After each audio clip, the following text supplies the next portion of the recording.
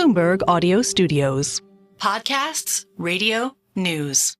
Last month, state officials and voters gathered in Harrisburg, Pennsylvania for a community event called Trust in Our Elections. And the moderator addressed an elephant in the room. In 2020, we saw dozens of lawsuits here in Pennsylvania tied to the presidential election. Dozens of lawsuits tied to the 2020 election. And that number is only growing in Pennsylvania and across the U.S. Since Donald Trump first contested his loss to Joe Biden 4 years ago, advocacy groups, plus the Republican and Democratic national committees, have raised questions about the way elections are run in states around the country, from who gets to vote to how final vote tallies are decided. And many of those questions have ended up in court.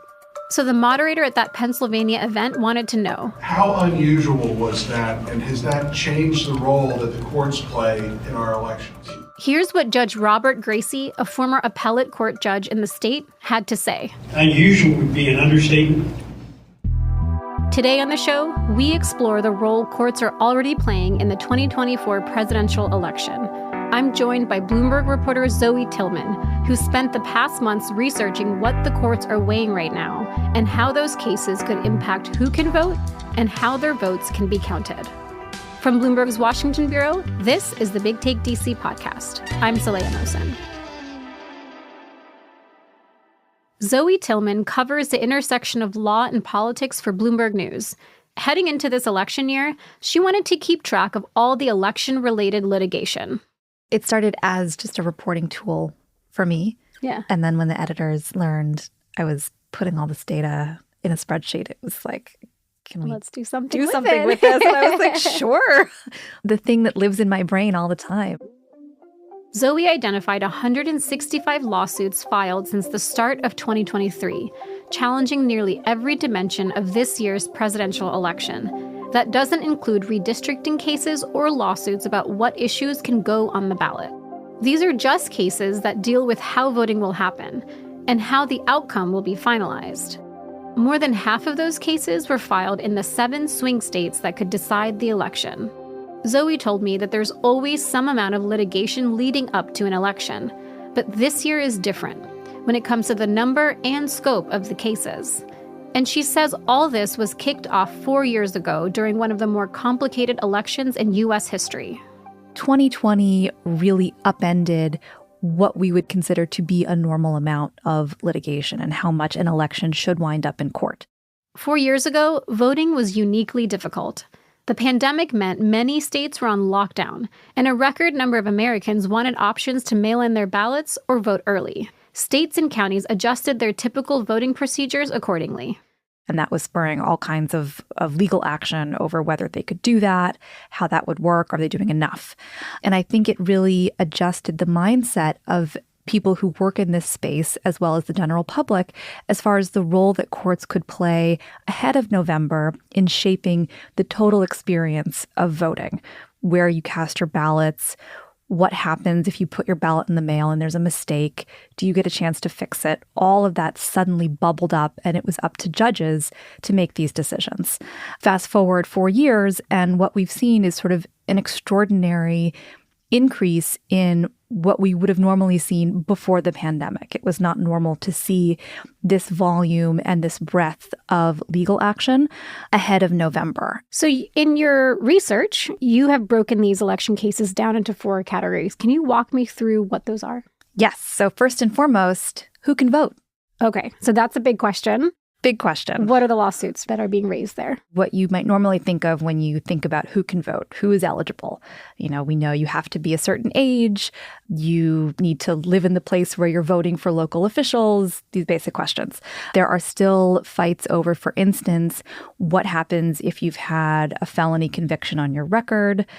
Can you vote later? And states are still sort of hashing out that question. A newer cluster of cases that we're seeing is right-leaning conservative advocacy groups and the Republican Party going into court to say, we don't think you're doing enough to purge your rolls of people who aren't eligible to vote.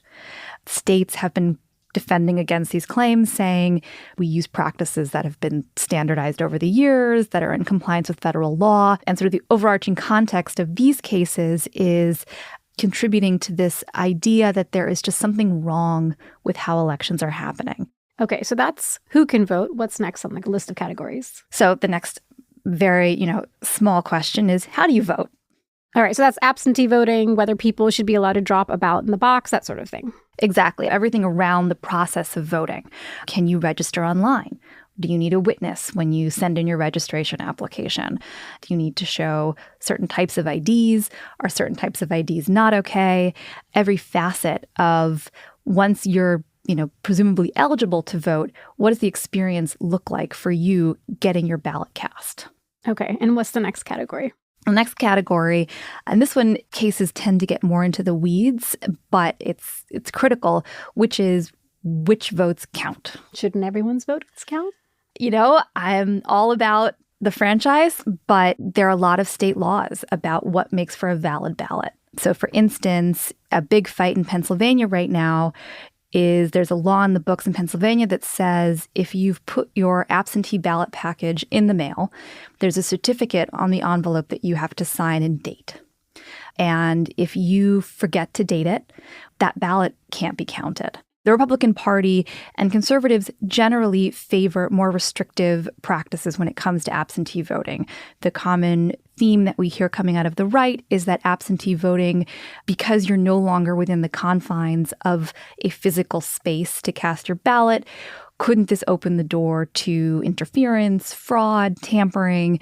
The response from election officials is no, that this is time-tested, it's secure.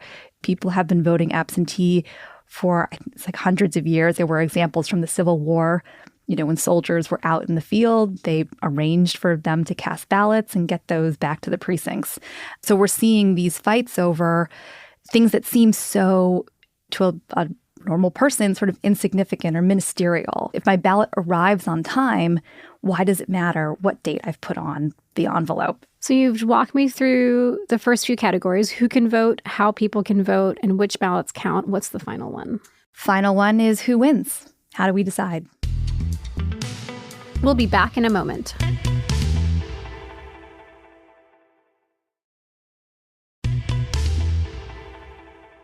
I've been talking to Bloomberg reporter Zoe Tillman about lawsuits moving through courts across the U.S., challenging everything from how people vote to who can vote. But there's another crucial category of lawsuits: how we certify election results to decide who wins. Here's Zoe. So this is also a relatively newer area of litigation that we've seen this year. And the context for that is, again, 2020 election, where as it became clear that Donald Trump had lost, and particularly had lost in several key battleground states, there were efforts to get state lawmakers, election officials, and then members of Congress to either delay or block certifying those results officially. There was talk of, could they send it back to the states to take another look or do investigations? Legally, the answer to those questions, experts said, was no. But there was still this public push to try to make it happen. Good example of this is in Georgia, where the state election board passed some new rules, and this was a Republican-led majority on the board, basically empowering local election officials to conduct a reasonable inquiry into the election before they certify. And that raised all sorts of alarms, particularly for folks on the left and Democrats who said, wait a minute, you're sort of giving a green light, either implicitly or explicitly, to these local officials who have a mandatory duty to certify, to say, maybe you don't. Maybe there's discretion there. Maybe you get to do your own investigation into how the election went, and who knows what happens from there. More than half of the court challenges come from the right.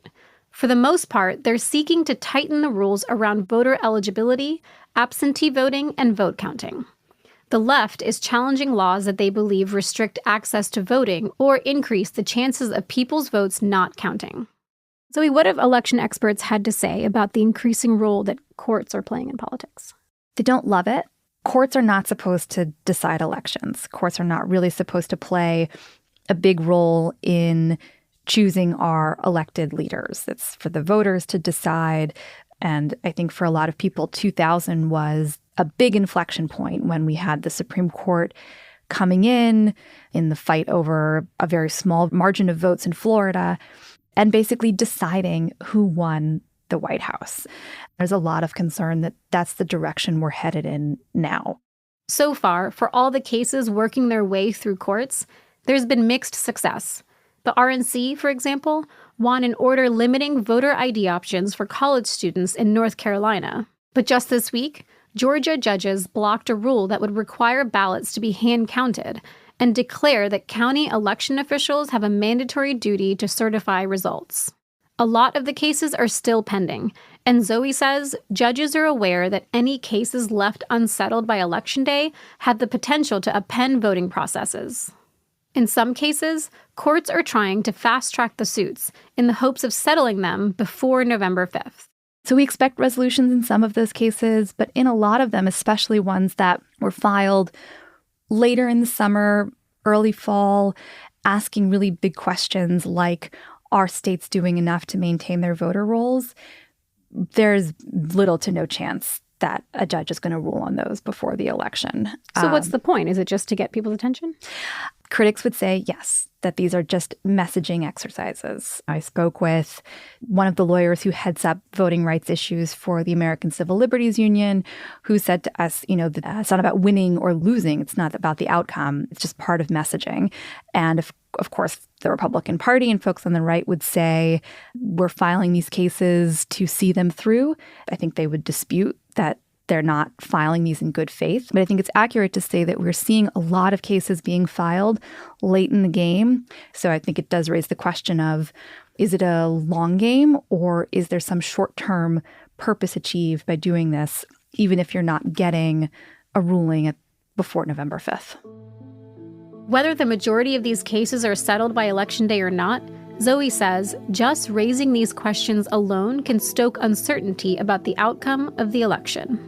Litigation, by its nature, is adversarial. Someone has to come in and say, I was wronged, something went wrong, there is a problem that the court needs to fix. So inherently, when you bring a case about election process into court, you are at a minimum raising a question of whether something is going on that shouldn't be going on. It creates suspicion. And a resolution could be months, years out. So you've planted the seed of concern, and it's just allowed to sort of to continue the metaphor, I'm not a gardener, but like germinate, right? Thanks for listening to the Big Take DC podcast from Bloomberg News. I'm Saleha Mohsin. This episode was produced by Julia Press with support from Thomas Liu. It was edited by Aaron Edwards and Janet Paskin. It was mixed by Alex Sugiura and fact-checked by Adriana Tapia. Special thanks to Katrina Manson for sharing her reporting from the Pennsylvania Election Integrity event. Naomi Shaven, who also edited this episode, is our senior producer. Wendy Benjaminson and Elizabeth Ponso provide editorial direction. Nicole Beamsterboer is our executive producer. Sage Bauman is Bloomberg's head of podcasts. Please follow and review the Big Take DC wherever you listen to podcasts. It helps new listeners find the show.